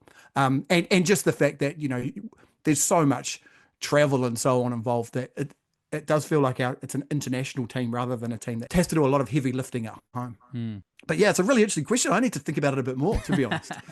No, yeah, I think it is. I think it is interesting, and the cliche of punching above their weight. Yeah, I mean, I'm guilty of using it myself, but they're just one of the best teams in the world. Simple. You don't need to caveat it. They just are one of the best teams in the world and have been for a long time. And, they're in the running for the World Test Championship final again. Who knows what happens in the Australia-India series. That obviously affects it. That South Africa-Sri Lanka series is big as well. But if New Zealand win 2-1 against England, they're in a pretty good position to qualify for that final. Tell me, how's Rachin Ravindra doing? A lot of our listeners would have been blown away by what he did at the 50 over World Cup a year ago. They might not have seen much of him since. How's he getting on? He's getting on pretty well. Yeah. So I think he's played a dozen tests now. I think he's played nine this year. So, he really has, I guess, kicked into gear with that World Cup performance. Like, I think he's one of those, he's just a fantastic player to watch. And we've talked about, he's a local Wellington boy, lives sort of growing up sort of 20 minutes down the road from me here. And, he's an absolute schoolboy hero. His father was a legendary guy. He used to run this team, the team's still going, called the Hutt Hawks. And so we always talk about Rachin would have played more cricket in India than just about anyone else in New Zealand, including all of the Black Caps. He's been going there sort of every year for about the last 15 years, I think, thanks to his dad, going up to the academies and all that kind of stuff. Look, I think, I'd say, what's he, sort of 12 test matches, averaging 42. He's got the 12th highest test score against South Africa in New Zealand cricket history. Scored 100 against India, basically helped, well, not single-handedly, but a massive contribution towards winning a test match up there. He's beautiful to watch as well. He's a neat kid, low-key, humble. He talked about when he scored that 100, he did a fist pump, got a bit carried away, he said, in that stoic New Zealand way. Just really, really, I mean, English fans will obviously be looking forward to watching him play, but yeah, he's a phenomenal player. And, people that have watched a lot more cricket than me have made references to sort of the likes of Sourav Ganguly and a bit of David Gower and, that kind of great footwork and languid drives and just plays some real sparkling shots. Really positive player to watch. He just feels like one of those guys that's going to be in the New Zealand team for as long as he wants to be. That's really, I mean, that's as high praise as I can give him. We've got this absolute staggering succession planning, you might like to call it. Is it luck? Who knows? Are we punching above our weight again? Here I go again. I think, just as Kane Williamson's going to be hanging up his gloves, we're going to have this kid come through, and he's going to be an absolute phenomenon, and we're really lucky to have him. I mean, from the outside, it must be something in the quality of the domestic system in New Zealand, because people come in and from day one they look at home in international cricket. Is Will O'Rourke another one? Have you found another one? Just as Saudi goes, he got another guy who looks like he'll average 25 with the ball in Test cricket. Yeah, well, he's one of yours too, of course. He was born Yes. in Kingston upon Thames in Surrey. Yeah, got one that got away. His old man, Paddy O'Rourke, was, I think, quite a maniacal fast bowler for Wellington, actually. So very much, I think, the polar opposite of Will's approach to the game, who seems like a very humble, almost looks apologetic when he gets a wicket or hits someone in the throat. Yeah, look, I think, yes, I guess we've got the Southie thing, but Kyle Jamieson was really going to be the guy that was the next cab off the rank, if you like, and stress fractures have taken him out of the game. I think he's back early next year, but certainly won't be playing against England. And there's a really cool thing that's happened. Kyle Jamieson's moved from Auckland, then he's gone to Canterbury, and he's really done a lot of work, I think, with Will O'Rourke and brought him up and brought him through into the Black Caps. And that's a pretty. There's something cool about the culture of New Zealand cricket there as well. But yeah, Will O'Rourke, so tall, yeah, bowls in a jagged way, sort of like a Morkel, that kind of bowling. Yeah, I don't think that the English batsmen will enjoy facing him on green seamers on day one, that's for sure. And yeah, he's had a staggering start to Test cricket, 7 Tests in, averaging less than 20, including and getting wickets, in India as well. So yeah, quite an aggressive bowler in terms of the style of bowling, but certainly not a sort of Wagner-esque in-your-face screamer and yeller, that's for sure. Quite a low-key kid and a real bunny with the bat too. And what should we expect from the venues in New Zealand? Because quite often you get Test matches where on day one, captains get a bit greedy when they see a layer of grass and then they insert New Zealand in, and by mid-afternoon, day two, Kane Williamson's 175 not out. And hopefully the Ratchin Ravinder 98 not out at the other end. But yeah, look, if you could just keep that on the down low, that would be good, because that's our secret, that it looks green, but if you get through that first day, it opens up. I think all three venues will be pretty similar, actually. I think you're absolutely right. They will be a verdant green on day one. They will look beautiful for bowling, and they probably will jag around a little bit for those first couple of sessions, but they'll flatten out. And yeah, but days 2 and 3 will be magical for batting. Day 4, it'll start to get a bit tricky, and there might be a bit of spin there at the end, but yeah, if you can get the damage done in those first, particularly those first 4 sessions, the first 2 sessions of day 1, and then sessions 2 and 3 of that first day, you'll either be ahead or behind in the game. And yeah, as I say, I don't think there'll be a hell of a lot of variation. I think it's interesting to see that New Zealand have added Mitchell Santner to their squad for the second and third test, and I think the reason for that is that we've been bitten by finding a couple of decks that have turned a bit more than we might have expected. One at the Basin and one actually at Blake Park at Mount Maunganui, which is not part of this series. So yeah, I think with the matches at Hagley and at the Basin and then in Hamilton, as I say, very similar conditions, I think. And basically you're playing here in, it's basically pre-summer. It's kind of late spring. So very similar to English conditions, I would say, what you'd find in England. And what would that be? Sort of late April, early May, something like that, turning up to Lords. Well, late April, early May in the UK, it's about 10 degrees Celsius, 10 to 14 degrees Celsius. I often think sometimes when you get particularly sides from the subcontinent coming over and they're playing a test match in May or something like that, and they got a warm-up game in Durham or something like that, and I just feel like this is so mean. If we were trying to stitch you up, we'd be sending you to Queenstown, which we've done, but I think that's just so you guys can play golf. That would be McCullum. I'm sure has orchestrated that. Or we'd be sending you to Dunedin, to University Oval, where it would be as cold as possible. The other couple of interesting things, one, the Hagley Oval surface, the whole field actually has been relaid. So that happened in April and May. So it's the first time it's been dug up in I think the last 10 or 12 years. So there's a legendary groundsman down there called Rupert Bull, and they would have done a great job of getting that back up to scratch. But there's a little bit of an unknown factor around that. The other thing is that thanks mainly to the travelling hordes of English supporters, these games are going to be very close to sold out. So 100,000 tickets. I think they've said about 30% of the tickets have been sold to English fans, which is stunning and absolutely fantastic. So it'd be amazing atmosphere. It'll look fantastic on TV, and it'd be amazing to be in the grounds. I'm sure it will. You sort of alluded to it there with the question mark over spinning conditions. It feels like a very hard series to predict, because I don't know if recent form means anything. given where New Zealand won and England just lost. Well, hopefully it means everything, actually. But yeah, I take your point. No, I agree. You know, I've heard lots of people say it'll be 2-1. Not sure who to, you know, and I think there's something about that. And these two teams have had some great series over the last few years. Well, actually, for a very long time, actually. And I know, you know, one of those 12 series I mentioned was New Zealand losing 3-0 in England, but it was still a great series. You know, England played fantastically well to win those games. I mean, and New Zealand three did a lot of good test things. matches. Yeah, and then you know, the most recent series over here. I mean, just one of the greatest test matches of all time. I was very lucky to be in the ground, and yeah, I think there's a really good vibe between the teams. I think that we'll be in this weird position, actually, of feeling quite confident going into these games after the England series. But to your point, I'm not sure that it means, you know, a hell of a lot. I think that some of those English bowlers, you know, guys like Wokes, I think some of the English batsmen, Pope, Stokes, Root, they're going to love it out here. So I think the strengths of both teams will be quite similar. And so, yeah, I can see it being tight and exciting.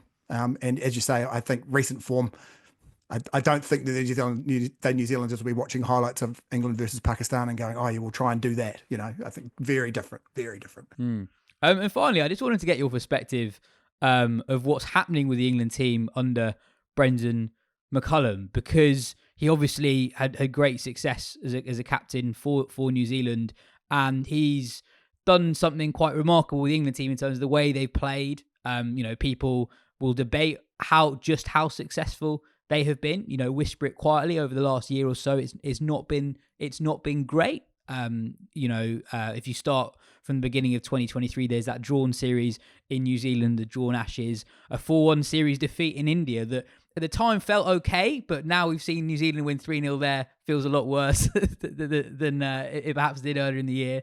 Lost the home test match against Sri Lanka and lost in Pakistan as well. So actually, after a very successful start, it sort of faltered a little bit over the last year and a half.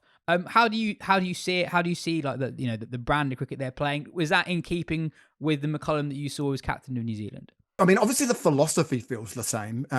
You know, it feels like both teams, the McCullum captain New Zealand and the McCullum coached England, sort of a vibe, just creating a bit of a vibe.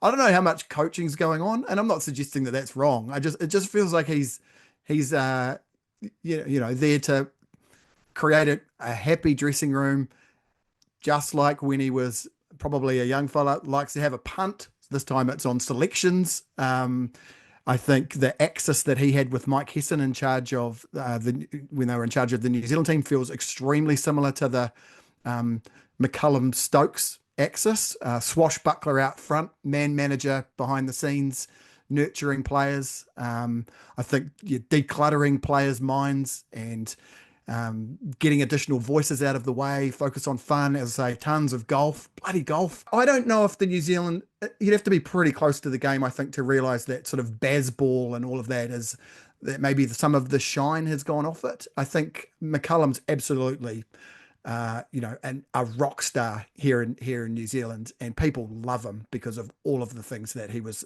instrumental in doing, setting up, fixing, and then leaving the team in a fantastic position. So I think, it would take more than, a few dud series as England cricket coach to tarnish his reputation down here.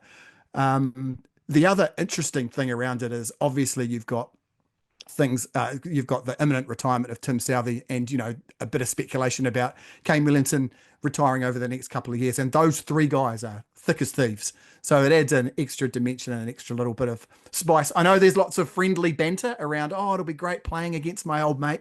They are ferociously competitive people, I would say. So I think that, there'll be banter for the rest of their lives around a series like this, I'd suspect. And where I'd finish on that is we hope that he does really, really badly out here on purpose, and then we can get him back. That would be awesome. Yeah, well, we've contracted him for everything now. He's basically the man in charge of English cricket. He's got both red and white ball sides. I guess. I was going to say that's an interesting thing. One of the reasons that we've speculated around why we think we did so well in India was that India were so distracted by the upcoming Border-Gavaskar series, and I think. And I'm not actually joking about this. There is a little bit of this around this England team, and it will be really interesting to see whether they are distracted by the IPL auction, by some of the James Anderson banter that's been going on, and with McCullum. It just feels like there's a few things kind of swirling around that England team. Obviously, the loss of the series in Pakistan as well.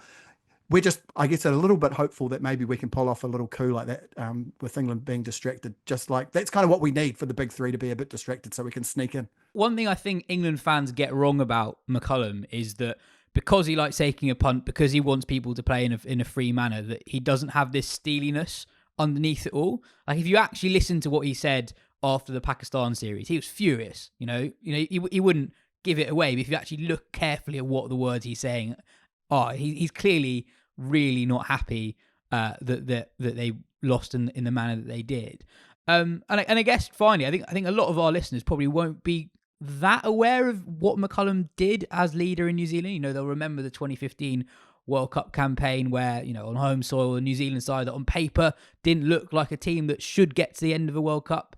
They get to that final at the MCG. What did McCullum do more broadly? Because New Zealand cricket actually really wasn't in a very strong position when McCullum takes over. No, they were absolutely thumped in South Africa. Famously, it was the big kind of come to Jesus moment where they said, look, we've got to reset the way that we play the game. And what they did basically was develop a New Zealand way of playing cricket. New Zealand had been guilty previously of maybe not having a particular brand or maybe trying to be like Australia. And I think the thing that McCullum did was say, right, well, maybe we don't have the best players, but we can, chase every ball to the fence famously, and he would lead the way and crash into the fences and everyone would shudder and all of those sorts of things. And I think, what he really did was, and not single-handedly, but obviously managed to galvanize enough of the players, was that we were crap, and then we rebuilt, and then we sort of, I guess the amazing thing was that he wasn't there when we did the World Test Championship, but his legacy and a lot of the things that he'd been involved in and been instrumental in building really created what's been described as the greatest, triumph in New Zealand cricket history, maybe up until a couple of weeks ago. And so I think the thing about McCullum is that, just like he's been saying, and this is why it doesn't feel like an act, played the game for the right reasons, played it as a game, talked about feeling privileged playing for New Zealand, humble, worked his butt off, innovative. Yeah, I just think he just managed to hit something around how New Zealanders like seeing our sports people act, play on the international stage. And, that includes doing all of those things and then getting some fantastic results. And, that World Cup down here, right on our doorstep, that's where I think, he secured his legacy, along with that incredible innings at the Basin against India, of course. These individual performances and all that kind of thing, sure, you can reel off records and memories around all of that stuff, but really it was around getting the team back into, maybe for the first time for maybe 30, 40 years, getting the team back into that mindset into the psyche of the New Zealand public, where it was like we were turning on the TV expecting them to win. Like, unbelievable in New Zealand cricket history. Well, it's been fun to watch not only what he did with New Zealand, but also with England. So I'm sure this series will be absolutely box office. Paul, thank you so much for your time. Let's definitely catch up later in the series. That'd be fabulous. It's been lovely talking to you, and I can't wait to get stuck into it.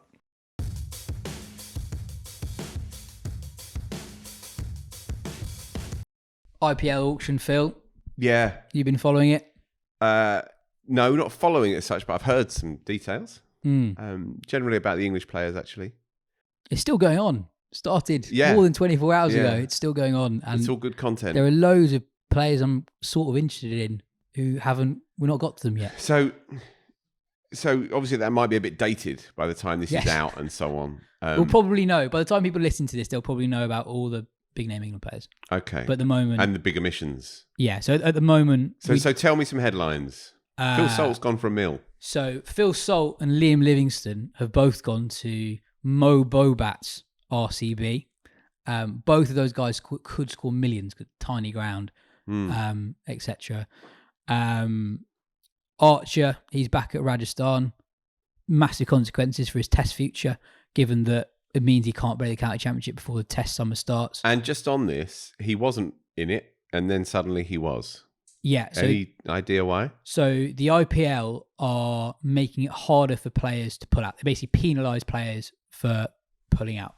So the rule for this year was that if you have played in the IPL before and you don't put yourself into the auction this year, you can't be in the auction next year. Because there are also concerns in India that overseas players in particular game the system, because you have your mega auctions and your mini auctions, and you can potentially earn shitloads more in a mini auction than a mega auction because there aren't that many players available. So that's when you get the sort of weird deals. So Stark broke the record last year in a mini auction. If you look historically, you get, last year Daryl Mitchell went for 1.5 million. This year he's not been picked up. So that's the sort of thing that can happen in mini auctions. They're clamping down on that. So if Archer wasn't in this year's auction, he wouldn't be able to play in 2026 either. So there's obviously been a conversation had there where he's like, well, no, I'm not going to forego 2 years of IPL cricket and the money that comes along with it. So he was back into it, which now means he can't play in the county championship before England's test summer. So he can't play any red ball cricket before that starts, which obviously, given how little cricket he's played, I can't see England throwing him in cold into a test match. Blimey. This is almost an encapsulation of the push and pull of modern cricket, isn't it? And the power that the IPL has, the power that the IPL has, the power that individual players have, and the compromises that national boards have to make. And don't get me wrong, I completely understand why the IPL are doing it. They're paying these players a lot of money. The more than any other league in the world, the actual competition element of it is taken extremely seriously, and they don't want their big players leaving, basically, and that has happened a lot. So I understand why they're being stricter, but there are repercussions for other parts of the world. Listeners in nations like New Zealand, West Indies, Sri Lanka, etc., will be all too familiar with all that. And look, we can be balanced on this issue, and we can recognise that it's complex, and we can instinctively fall, I think, rightly overall on the side of the player having to maximise their earning potential in what's very precarious, professional existence, etc., etc. And Joffre's been out crocked for a long time. But if you are a listener who doesn't really have much affiliation or interest in the IPL, and you have what could yet still be a generational fast bowler in your midst, in your team, contracted by England. In a high-end summer, 5 test matches against India, building into 5 more, in where, and he's basically saying, all right, well, this summer we'll have to forget about it. That's a tough one to stomach.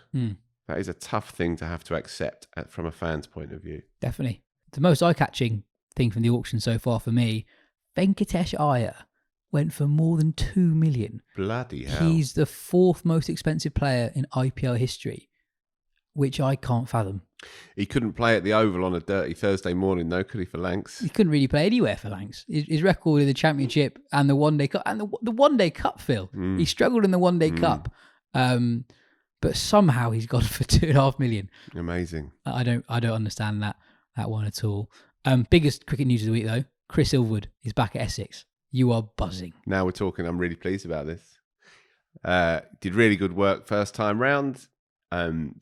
Did some okay work with England, really, under ridiculously difficult circumstances. And I think his story with Sri Lanka was definitely a net gain overall.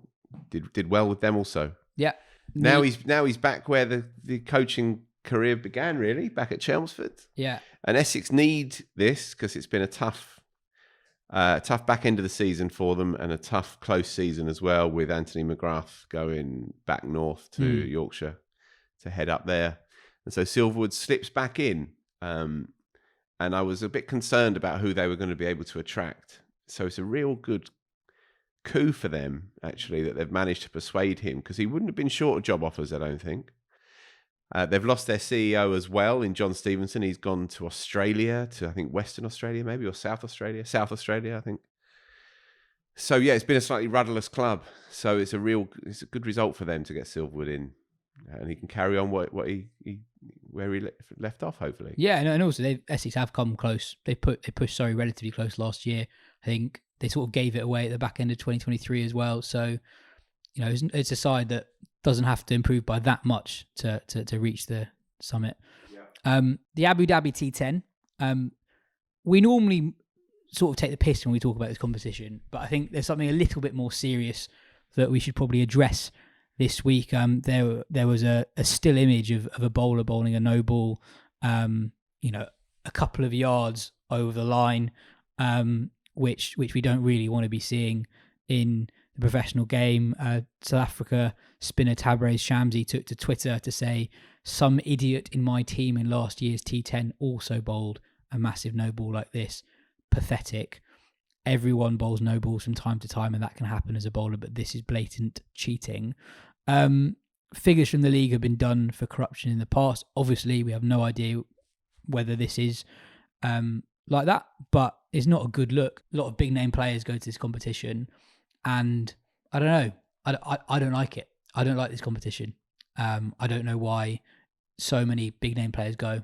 A lot of players who get gigs everywhere in the world, and you get basically random players who haven't played professional cricket playing alongside genuine world superstars. And so the ICC have banned people from this competition for corruption. Yeah, that is public, now, confirmed, etc. That no ball is an alleged breach, or rather, it's a suggested breach.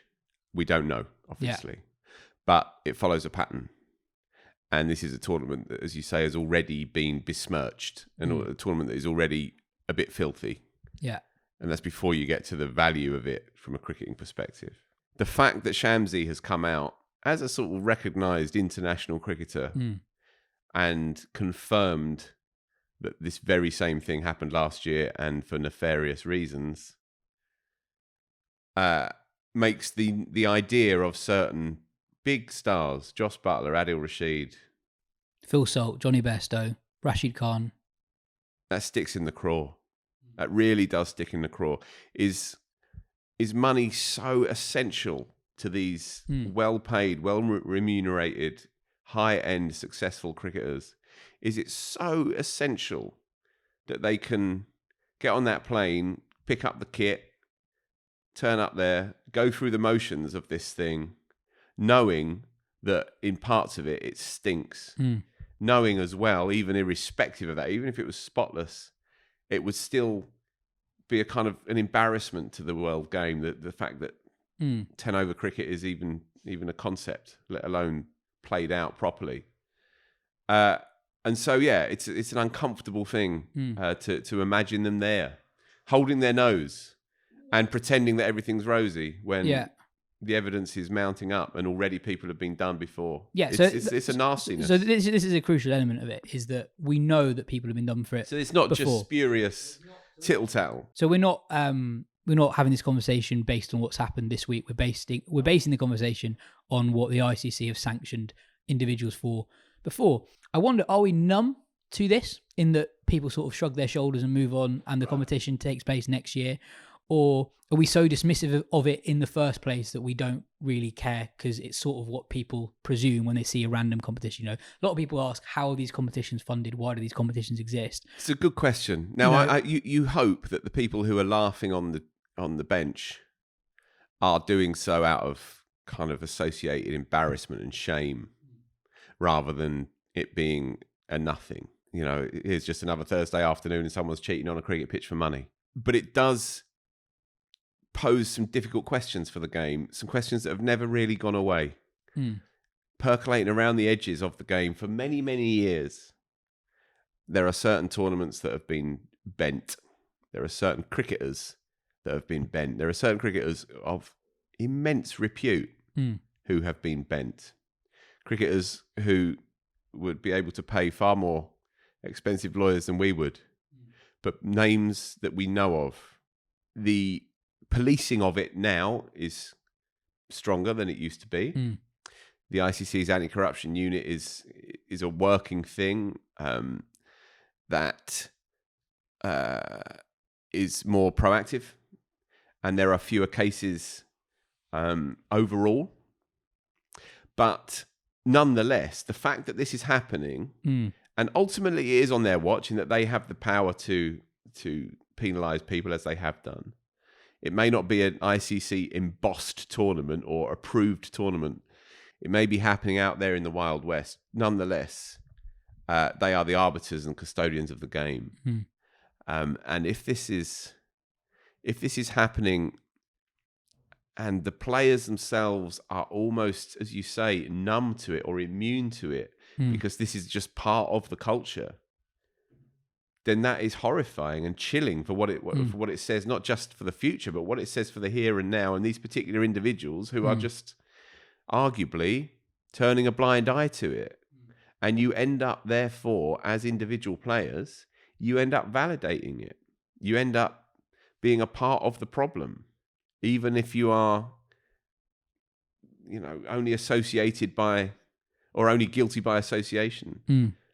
You are, by putting your name in that hat, by pulling on that shirt for whomever it may be, you are deepening the problem here. I think we've got to a stage now where English players are going to be asked in interviews about their involvement in these competitions, and I'll be interested to see what they say. I wonder if anyone will go on the record and say, actually, after this year, I'm not going back to this competition. I don't know. We're going to get some grief for this conversation, probably. Yeah.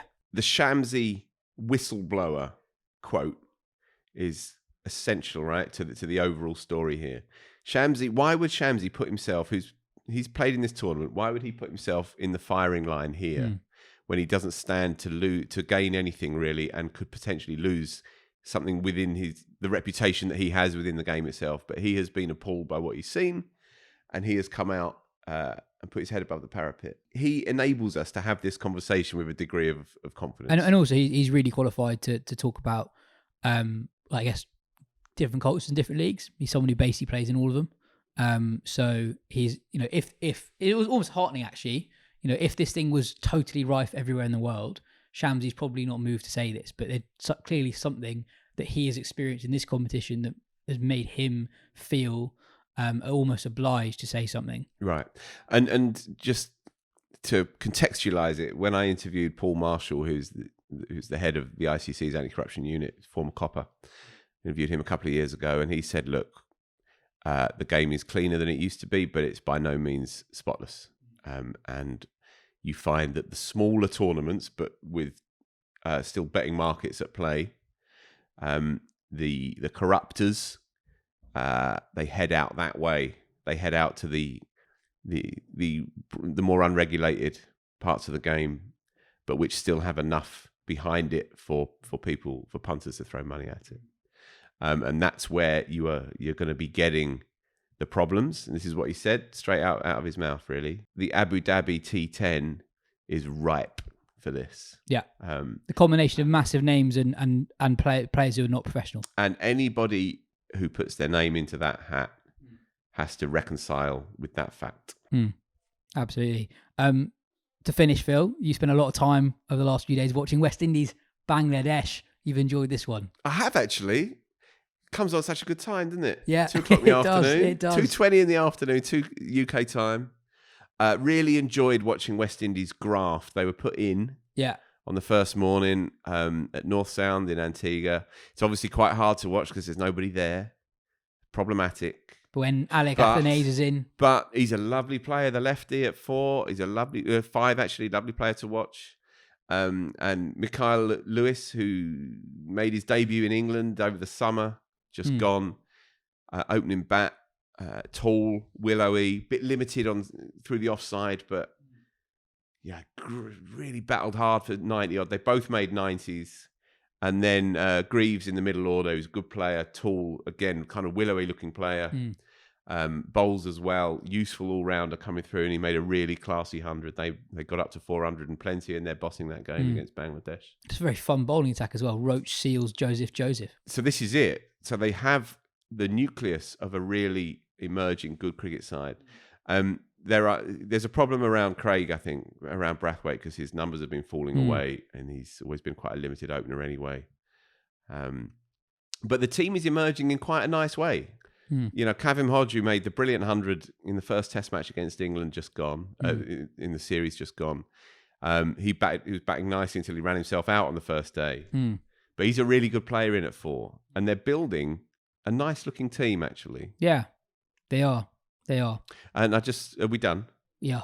Right. I wanted to just shout out to my sister. Yeah. Who's heavily pregnant with two twins. No, just one twins. set of twins. One set of twins. I'll do this again. No, I'll keep that in. Yeah, sure. Look, no, I'm doing it again. I just want to shout out to my sister actually, because she's heavily pregnant with a set of twins, and due to get them out in a week and a bit.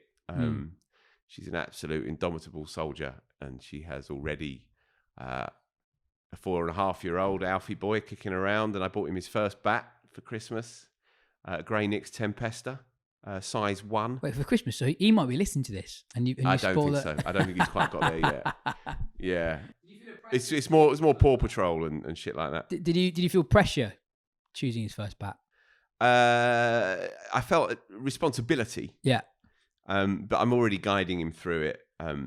He's more of a thrower and a catcher than a batter at the moment. Okay. But it's all there for him. But he's quite tidy with the ball. But anyway, I just wanted to say to my sister, keep fighting a good fight. And by this time next week, she's going to have 3 for. Amazing. Yeah. Amazing. All the best to them. That is everything for today's show. Well done for getting to the end. Cheers, Phil. Cheers, listeners. We'll be back on Patreon for our dailies on the New Zealand-England series.